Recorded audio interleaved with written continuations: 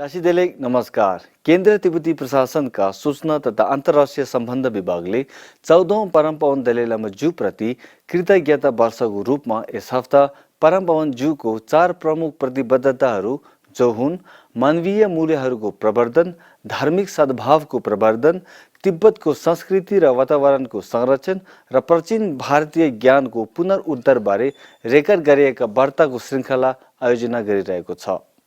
यी 4 प्रतिबद्धताहरूले परम पावन दलाई लामा ज्यूको आजीवन विश्वास र युवा पिँढीमा आशा जगाएर आजै शान्तिमय, सहनशील र तर्कसङ्गत विश्वको सिर्जना गर्ने प्रयास झल्काउँछन्। आज हामीसँग हुनुहुन्छ प्रोफेसर रुद्र पौडेल। प्रोफेसर रुद्र पौडेल सिक्किम विश्वविद्यालयका पूर्ण प्रधानाध्यापक र हालमा उहाँ भारत तिब्बत सहयोग मञ्च घाङ्चो अध्यायका अध्यक्ष पनि हुनुहुन्छ। नमस्कार। परम पावन दलाई लामा एउटा धर्मगुरु मात्र नभएर उहाँ विश्व कल्याणका निम्ति र विश्व मानव सुख समृद्धि र शान्तिका निम्ति कार्यरत हुनुहुन्छ। उहाँले आफ्नो जीवनकालमा धेरै उतार चढावहरू अनुभव गर्नुभएको छ। विश्वका विभिन्न ठाउँमा गएर त्यहाँका मानव जीवनको, उनीहरूको जीवन स्तर र जीवनको बचाइ बारेमा पनि उहाँले गहिरो अध्ययन गर्नुभएको छ। उहाँ एक धार्मिक गुरु भए तापनि कुनै एउटा सम्प्रदायमा मात्र निहित नरहेर उहाँ विभिन्न विश्वका धर्म, संस्कृति, परम्पराहरूमाथि उत्तिकै सचेत रूपले अध्ययनशील रहनुभएको छ। आफ्नो जीवनमा परिस्थितिवश राजनीतिमा संलग्न हुनु परे तापनि ती समस्त राजनैतिक व्यवस्थाहरूबाट टाढा रहेर अब जीवनको उत्तरार्धमा उहाँ मानव मूल्यका, मानव सुख, मानव शान्ति र समृद्धिका निम्ति कार्यरत हुनुहुन्छ। उहाँ त्यसै काममा लागिरहनु भएको छ। उहाँका मूलभूत 4वटा विचारहरू छन्। ती 4वटा विचारहरूलाई अगाडि सारेर त्यसैमा उहाँ काम गरिरहनु भएको छ। सबभन्दा पहिला उहाँले चिन्तन गर्नुभएको र लागि पर्नुभएको विषय हो मानव मूल्य। मानव मूल्य भन्नाले आक्रोशित, रिसाउने र कुनै किसिमको विघ्न बाधा सिर्जना गर्ने मानवको त्यो मस्तिष्कलाई करुणामयताले कारुणिक जीवनसँग साट्नु, करुणामय जीवन बिताउनु, करुणाको माध्यमले एकाअर्कामा सम्बद्ध रहनु र यो नै एउटा मानव मूल्यको, मानव जीवनको उपलब्धि हो। र त्यस्तो भयो भने विश्व शान्तिको प्रथम खुड्किलो हामी प्राप्त गर्न सक्छौँ।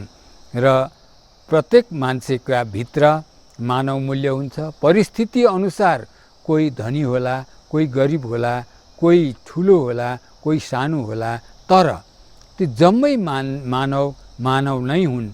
उनीहरूभित्र उत्तिकै इन्द्रियहरू हुन्छन्, उत्तिकै जिजीविसाहरू हुन्छन्, उत्तिकै सबै कामहरू गर्ने क्षमताहरू हुन्छ।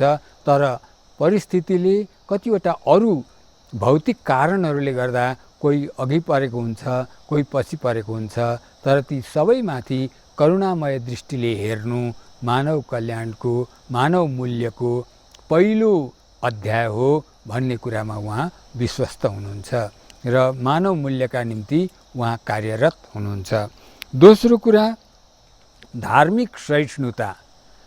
आज विश्वमा उहाँको अध्ययनमा के देखियो भनेदेखि विभिन्न सम्प्रदायको नाममा चलेका यी धार्मिक परम्पराहरू प्रत्येक धर्मले मानव कल्याणकै परिकल्पना गरेर काम गरिराखेको हुन्छ। प्रत्येक धार्मिक दर्शनहरू मानव कल्याणकै निम्ति काम गरिरहेका हुन्छन्। तर कतिपय त्यसभित्रका बेमेलहरू एउटा धार्मिक दर्शनदेखि अर्को धार्मिक दर्शनमा मेल नखाएको र ती धर्म, ती सम्प्रदाय मान्नेहरूको विचार नमिलेको, अनि उनीहरूका पूजा गर्ने, ध्यान गर्ने, धर्म पालन गर्ने, त्यो सम्प्रदायलाई पालन गर्ने, सम्प्रदायलाई चलाउने व्यवस्थाहरूमा भिन्नता आएकोले गर्दाखेरि असहिष्णुता बढेर गएको हुन्छ र तर त्यसदेखि माथि उठेर प्रत्येक धर्म, प्रत्येक संस्कृति र प्रत्येक सम्प्रदायहरू मानव कल्याणकै निम्ति हुन् भन्ने कुरा सोचेर एक धर्म मान्नेले अथवा एक सम्प्रदायमा बाँचेकाले अर्को सम्प्रदायका मानिसलाई पनि उत्तिकै सम्मान, श्रद्धा र तिनीहरूमाथि एउटा आफ्नो आपसी सम्बन्ध राख्यो भनेदेखि यसले पनि मानव कल्याणमा, मानव जातिमा एउटा प्रेमको भावना विस्तार भएर जान्छ। त्यसले गर्दाखेरि धार्मिक सहिष्णुता हुनु नितान्त आवश्यक छ। धर्ममा लागेर साम्प्रदायिक विभेद, साम्प्रदायिक कुविचार राख्नु भन्दा ती सम्प्रदायमा भएका मानिसहरू पनि उत्तिकै मानवहरू हुन् र मानव कल्याणकै निम्ति कार्यरत छन्। त्यसैले गर्दा तिनीहरू सम्माननीय हुन् भनेर एक सम्प्रदायले अर्को सम्प्रदायका ती व्यक्तिहरूलाई सम्मान गर्न सिक्यो भने पनि धार्मिक सहिष्णुता बढेर जान्छ र धार्मिक सहिष्णुता बढेपछि त्यो धर्म मान्ने मानवको मनमै परिवर्तन आउँछ। जब मनमा परिवर्तन आएपछि प्रेमको भावना विस्तारित भएर गयो भनेदेखि चाहिँ विश्व कल्याण, मानव कल्याण अवश्य हुन सक्छ भन्ने कुरामा उहाँ आश्वस्त हुनुहुन्छ।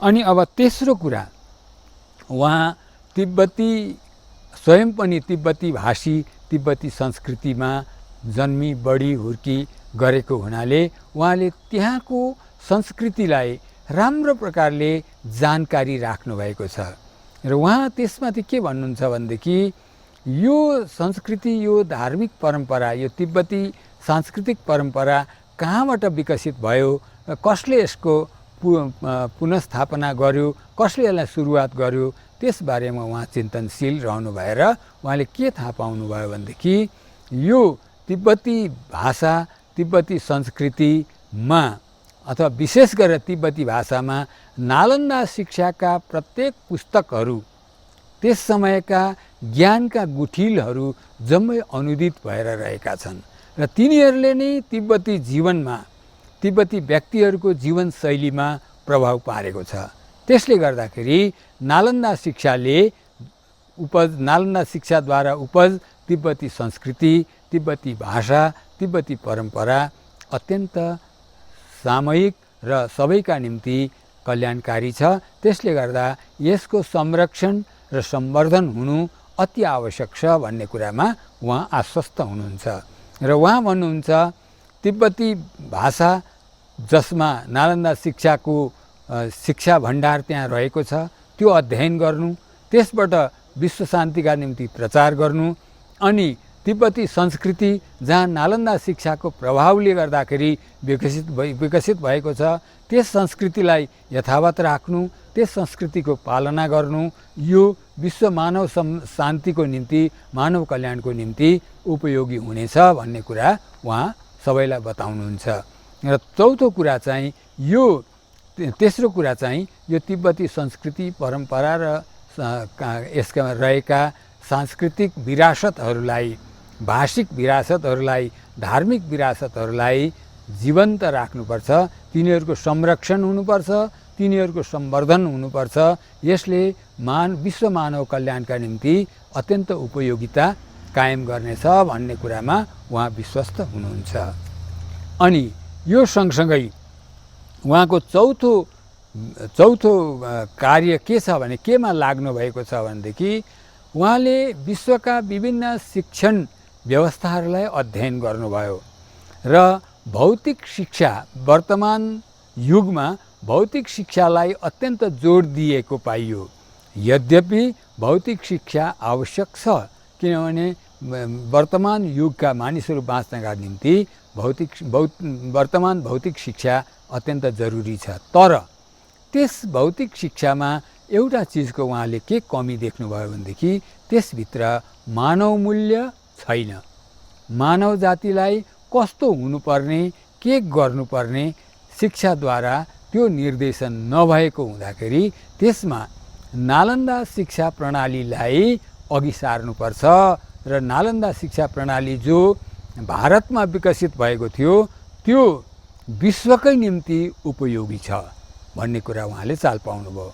र त्यो चाल पाएर उहाँ के भन्न चाहनुहुन्छ भनेदेखि यो नालन्दा शिक्षा प्रणालीसँग भौतिक शिक्षा, वर्तमान भौतिक शिक्षालाई सामञ्जस्य गराएर यिनीहरूलाई जोडेर अनि मानव मूल्य सिकाउने, करुणा सिकाउने र जीवनमा कर्तव्य र अकर्तव्यको बोध गराउने त्यो नालन्दा शिक्षा प्रणालीलाई विश्वले अपनायो भने विश्व शान्ति सहजै कायम हुन्छ। यो भारतको मात्र शिक्षा प्रणाली होइन, यो विश्वमुखी शिक्षा प्रणाली हो र यो विश्वमुखी शिक्षा प्रणालीले विश्वका कुनै पनि राष्ट्रलाई हित गर्छ।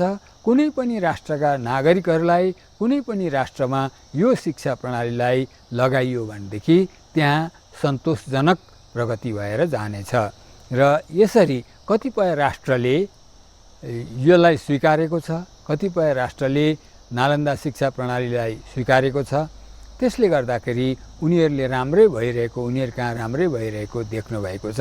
र उहाँ भन्नुहुन्छ भारतको प्राचीन नालन्दा शिक्षा प्रणालीलाई जहाँ के थियो भनेदेखि पहिलो पढ्ने विद्यार्थीलाई जब ऊ विद्यालयमा जान्छ पहिलो अध्यायमा उनीहरूलाई सत्यम वद, साँचो बोल, धर्मम चर, कर्तव्यनिष्ठ बन, स्वाध्यायनमा प्रमद, शिक्षा पाउनबाट, शिक्षित हुनबाट, जानकारी राख्नबाट वञ्चित नहौ, सधैँ सिकिरहनु, जान्न चाहिरहनु भन्ने कुरा र मातृदेवो भव, आफूभन्दा उँभोका माता पितालाई जो आफूभन्दा ठुला छन् तिनीहरूलाई सम्मान गर्न सिक र आफूभन्दा सानालाई माया गर्न, प्रेम गर्न र स्नेह गर्न सिक भन्ने कुरा त्यस ज्ञान त्यो त्यति बेलाको शिक्षा प्रणालीमा थियो। त्यही शिक्षा प्रणालीलाई कायम गरेर यदि विश्वले स्वीकार्यो भनेदेखि विश्व शान्ति, मानव कल्याण हुन कुनै किसिमको कमी रहँदैन। विश्व शान्तिका निम्ति, मानव कल्याणका निम्ति यो अत्यन्त उपयोगी हुनेछ भन्ने कुरामा उहाँ कार्यरत हुनुहुन्छ। यसलाई प्रचार प्रसार गर्न, नालन्दा शिक्षा प्रणालीलाई प्रचार प्रसार गर्न उहाँ लागि पर्नु भएको छ। उहाँ एक सिद्ध व्यक्ति भएको नाताले, विश्वलाई विभिन्न दृष्टिले हेरेको नाताले र सबै कुराको अनुभव गर्दै गर्दै जीवनको उत्तरार्धमा आएर आफ्ना अनुभवहरू, आफ्ना ज्ञानहरू र आफ्ना विवेकहरूलाई यसरी लोक उपकारको निम्ति सबै चिजबाट पर निस्केर नितान्त विश्व शान्ति, विश्व मानव कल्याणको निम्ति उहाँ कार्यरत हुनुहुन्छ। र यसरी नै उहाँले यी चारवटा कुरा, एउटा मानव मूल्यको खोज गर्नु र त्यसको संरक्षण सम्वर्धन गर्नु, दोस्रो धार्मिक सहिष्णुतालाई अपनाउनु, धार्मिक सहिष्णुता कायम राख्नु, तेस्रो तिब्बती कला संस्कृति र त्यहाँको परम्परालाई, त्यहाँको भाषालाई, त्यहाँका दर्शनलाई जीवन्त राख्नु, अनि चौथो कुरा भारतको नालन्दा शिक्षा प्रणालीलाई विश्वमुखी बनाउनु र पुनर्जागरण गराउनु, पुनर्प्रयोग गर्नु। यो चारवटा कामहरू सबैले गर्नुपर्छ भन्ने कुरामा उहाँ लागि पर्नु भएको छ। यसैका निम्ति उहाँ आफ्नो जीवन, रहल जीवन यसै कार्यका निम्ति उहाँले समर्पित गर्नुभएको कुरा हामीले अनुभव गरेका छौँ। र उहाँका यी चारैवटा मार्गदर्शनहरू आजको विश्वका निम्ति अत्यन्त उपयोगी र सामयिक भएको कुरा हामी अनुभव गर्छौँ। र यसैले विश्व शान्ति, मानव कल्याण कायम गर्नेछ भन्ने कुरामा पनि हामी विश्वस्त छौँ। धन्यवाद।